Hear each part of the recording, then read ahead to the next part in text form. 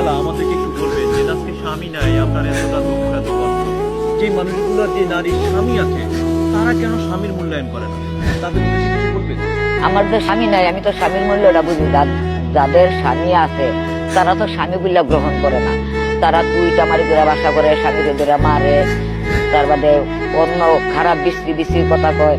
যে এটাই আমরা বুঝাই যে দেখো আপনার যে স্বামী নেই, আমরা স্বামীর দুঃখটা বুঝি। তোমার যে স্বামী আছে তোমরা স্বামীরে যারা মারো, মাইজুর করো, স্বামীর কলারে ধরো, স্বামীরে ধাক্কাটা ফালাই দাও, স্বামীরে বাদ দাও না, স্বামীরে বিভিন্ন রকমের খাসরা খাসরা কথা বলো। আমরা যে স্বামী নেই, আমরা তো স্বামীর দর্দটা বুঝি। আমরা তো আজ পর্যন্ত স্বামীর এইসব ভাষা করি নাই, আমরা স্বামীর এইসব ভাষা করি নাই। সেই জন্য আমগর ভাগ্যে স্বামী নাই, আমগর স্বামী আল্লাহ লিয়ে গেছে।